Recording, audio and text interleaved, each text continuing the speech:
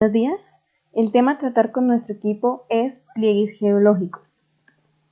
Los integrantes son Diego Alejandro Durán, Giancarlo Adolfo, Juan Diego Zambrano, Johan Buitrago, Johan Pinto, Ronaldo Ramírez, Cristian Torres y quien les habla, Dana Rueda. Conceptos y elementos de un pliegue geológico.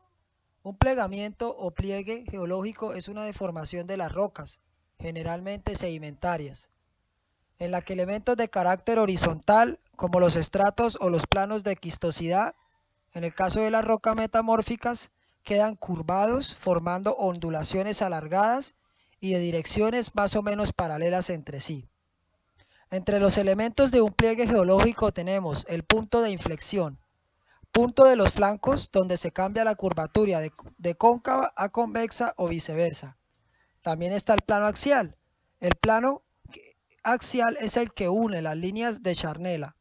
También tenemos la longitud de onda, que es la distancia que separa una superficie plegada medida entre dos crestas o valles. También tenemos la amplitud pliegue. Es la distancia que separa distintos puntos de inflexión medida perpendicularmente a la superficie. También está la vergencia. Se trata del buzamiento o inclinación del plano axial del pliegue. Otros elementos que conforman el pliegue son la charnela. Esta es la zona que ha sufrido la mayor curvatura. Asociado a este elemento también se define la línea de charnela. Esta línea es la que se traza a cada punto máximo de curvatura, ya sea por estrato o nivel, y la zona de charnela, que es la región inmediatamente más próxima a la línea de charnela. Los flancos.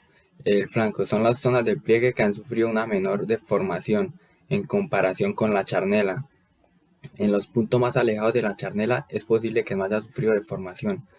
El núcleo, que es la parte más comprimida y más interna del pliegue, y cresta y valle, que son los puntos topográficamente más elevados o deprimidos respectivamente del plegamiento. Pliegue anticlinal. Este se caracteriza por tener una forma convexa hacia la parte superior. Esto se debe porque los materiales más jóvenes que conforman el pliegue están en la parte superior, mientras que los más antiguos están formando el núcleo. Hay ocasiones en las que no podemos saber la edad de los materiales y en estos casos es mejor nombrar esta estructura como antiforma. El pliegue anticlinal tiene su centro con un eje simétrico. También cabe resaltar que los lados del anticlinal muestran direcciones de inclinaciones diferentes y por eso los estratos se inclinan por siempre hacia los flancos y desde el centro hacia los flancos el manteo va aumentando paulatinamente. El manteo, sin embargo, en el centro es más pequeño o puede ser cero. Pliegue sinclinal. Su característica principal es la de ser cóncavo hacia la parte superior. Esto es debido a que los materiales más jóvenes se encuentran en el núcleo, mientras que los más antiguos forman la parte inferior. De igual modo que con el pliegue anticlinal. Si no sabemos qué edad tienen los materiales, es mejor nombrar a esta estructura como sin forma. Los pliegues sinclinales en el centro tienen un eje de simetría. Los lados del sinclinal muestran direcciones de inclinaciones diferentes. Por otro lado, cabe resaltar que los estratos de su interior se inclinan siempre mirando hacia el núcleo y el manteo, en este caso, también es cero. Los estratos más jóvenes afloran en el centro y de los flancos se quedan los más antiguos.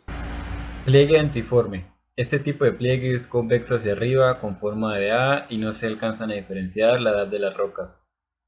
Se le denomina pliegue antiforme a los de primera generación. Pliegue sinforme. El plegamiento es cóncavo hacia arriba, aunque también pueden encontrarse convexos hacia abajo. Se llama pliegue sinclinal a los de primera generación y en estos se desconoce la edad de las rocas. Ángulos de los flancos.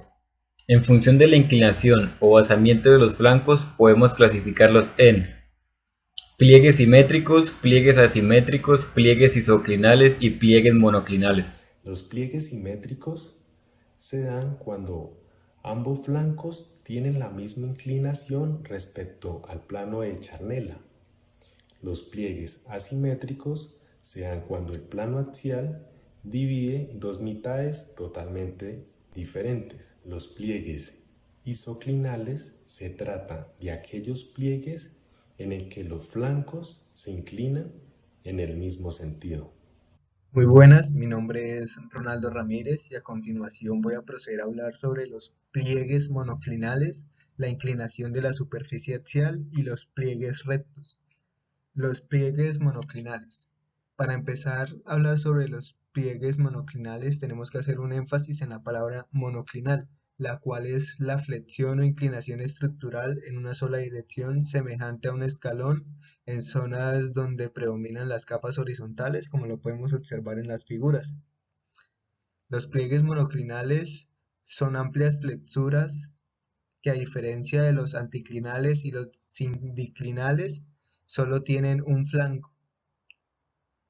En este caso, uno de los flancos del pliegue presenta una extensión considerablemente mayor a la del otro flanco.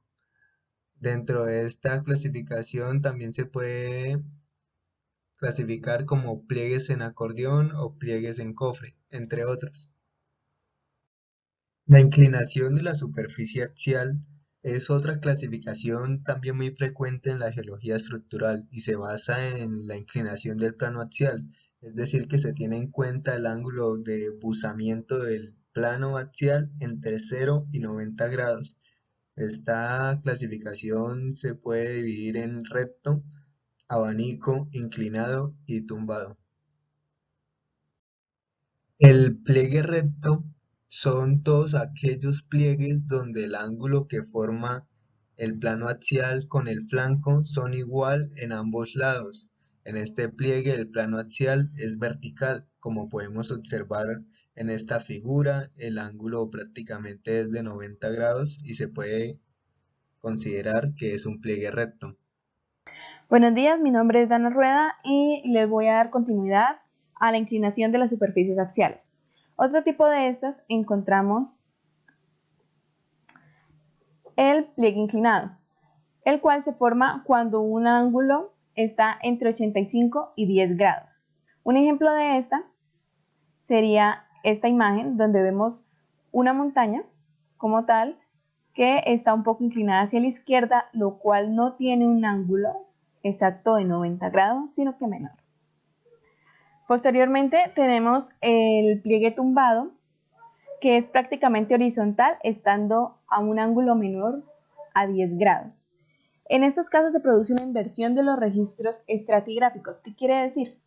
Que las rocas más antiguas están sobre las rocas más jóvenes. Un ejemplo de esta sería esta imagen donde las rocas se encuentran inclinadas casi con respecto al plano de la horizontal.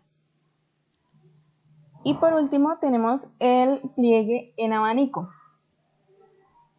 donde estos pliegues están o se encuentran en forma de Z, acá y acá, es decir, con flancos con inclinaciones contrarias. Aquí sería un flanco y en esta parte otro flanco. Y por tanto suelen separarse por dos planos axiales. Este sería un plano axial y acá otro plano axial. Un ejemplo de estas sería este que vemos acá, donde vemos que este también contiene un flanco y aquí por otra parte otro flanco. Y tiene dos planos axiales de igual forma, que vendría uno acá y otro por esta parte. Buen día compañeros, por último yo les vengo a hablar de la inclinación y geometría del eje del pliegue. Estos se clasifican en dos tipos de pliegues, los pliegues cilíndricos y los pliegues no cilíndricos. Cuando hablamos de pliegues cilíndricos son aquellos en los que el eje del pliegue es rectilíneo. Si el eje del pliegue es horizontal, se denominan pliegues cilíndricos horizontales, como lo ven en esta figura. Cuando el eje presenta una inclinación, se conocen como pliegues cilíndricos con inversión, como lo ven acá en esta figura. Y el otro tipo de pliegue es el no cilíndrico, y este es el que su eje del pliegue o el plano axial presenta unas deformaciones, unas desviaciones en su eje, por lo tanto no es rectilíneo.